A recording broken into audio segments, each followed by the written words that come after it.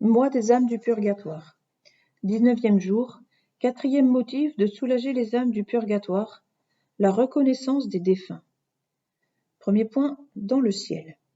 C'est une opinion bien reçue parmi les théologiens que les âmes souffrantes intercèdent, même dans le purgatoire, pour ceux qui les assistent. Elles ne peuvent rien obtenir pour elles-mêmes, et leurs prières sont sans fruit quand elles demandent la fin de leur tourment. Mais il n'en est pas de même des prières qu'elles font pour leur bienfaiteur.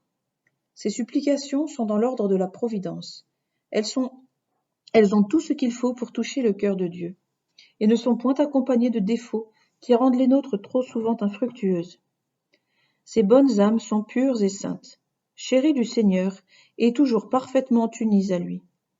Elles prient sans distraction, avec ferveur, avec persévérance, et leur crédit est si grand, dit un pieux auteur, que, si l'expérience de chaque jour n'était là pour en rendre témoignage, à peine pourrait-on le croire.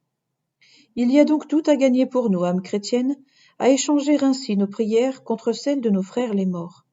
Et le meilleur moyen d'obtenir de Dieu ce que nous sollicitons, c'est de les intéresser à notre cause, en la leur confiant et en offrant pour eux, à cette intention, nos bonnes œuvres, le saint sacrifice de la messe et toutes les indulgences que nous pouvons leur appliquer. Oh, prions donc souvent, prions beaucoup pour les âmes bénies et reconnaissantes du purgatoire, et elles prieront efficacement pour nous. Elles offriront à Dieu pour nous tout le mérite de leurs indicibles souffrances. Oh oui, c'est une occupation sainte et salutaire que la pensée des morts, comme dit l'Écriture, sancta cogitatio. Deuxième point, dans le ciel.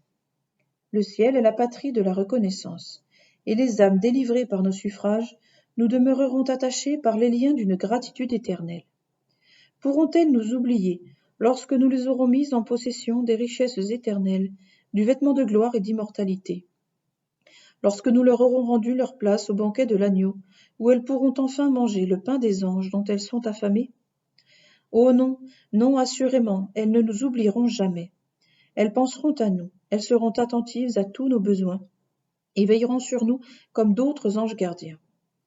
Du haut de leur trône, elles jetteront leurs yeux sur nos périls et sur nos maux, conjureront Dieu sans cesse de nous épargner les épreuves, d'éloigner de nous toutes les tentations et les dangers, et uniront leurs supplications aux nôtres pour faire une sainte violence au cœur de Dieu. Quel secours dans nos besoins, quel soulagement dans nos peines, quels auxiliaires précieux!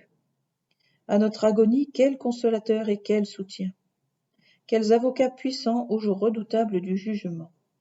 Et si nous venons à tomber dans le purgatoire, ces âmes que nous aurons délivrées ne viendront-elles pas à leur tour nous visiter, nous consoler, jusqu'à ce que nous soyons parvenus auprès d'elles dans les splendeurs de la béatitude éternelle? Mon Dieu, que d'avantages, que de consolations de toutes sortes dans la dévotion aux fidèles trépassés! Heureux donc, et bienheureux ceux qui prient pour les morts.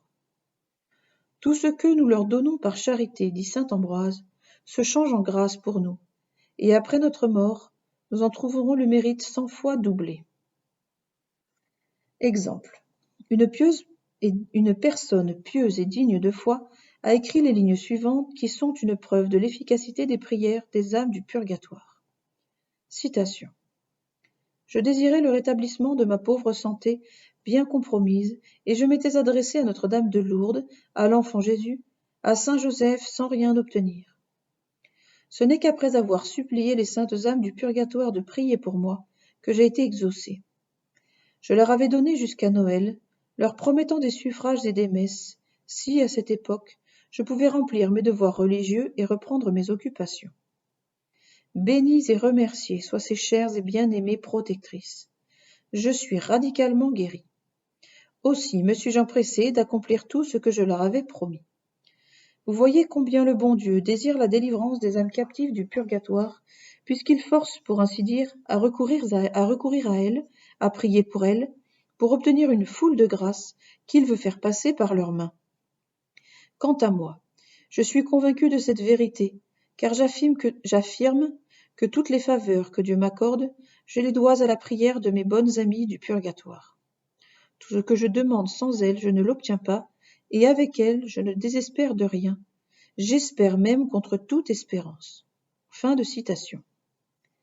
Instruisez-vous par cet exemple, âme chrétienne, et soyez convaincus que vous pourrez tout obtenir par l'entremise de vos frères les morts. Prière. Ô saintes âmes du purgatoire, je prie le Seigneur Jésus, qui est mort pour vous, d'avoir pitié de vos douleurs. Puisse-t-il, par l'aspersion de son sang, vous rafraîchir au milieu de vos tourments. À votre tour, âme charitable, daignez intercéder pour moi. Vos prières seront entendues, car vous êtes dans la grâce.